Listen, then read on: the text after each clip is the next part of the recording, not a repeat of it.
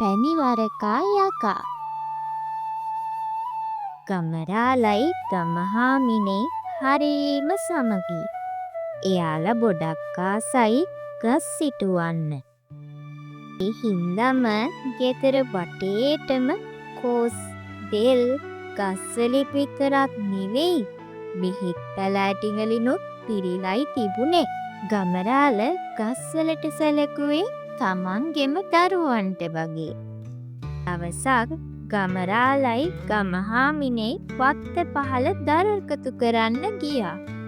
දර එකතු කරපු ගමරාල එයාගේ අතින් හිටවපු ගස් දිහා බැලුවේ හරීම සන්තෝෂෙන්. දැන් නම් පැණිවරකයි දෙන්න කාලෙත් හරි වගේ. වරක ගෙඩියක් කඩාගෙන ගියා නම් ළමයිනුත් සන්තෝෂ වෙනවා.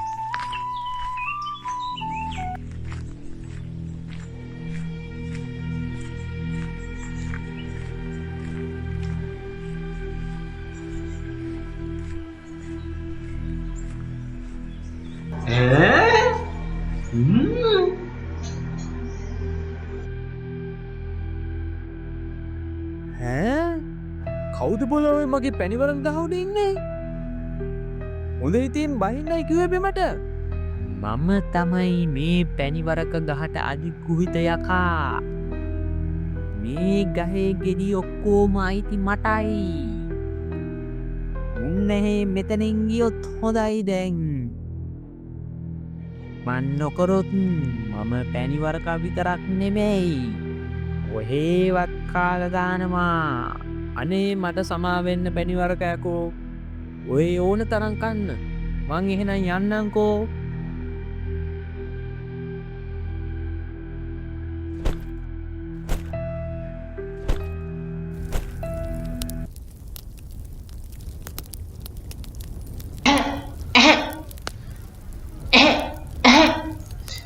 අපොයි ඉවසන්න බෑ.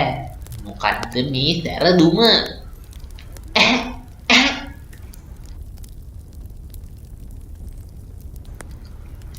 උදු අම්මා!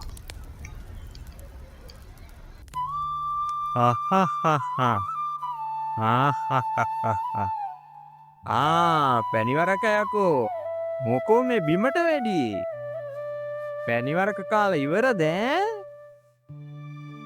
අනේ මට සමාවෙන්න ගමරාල.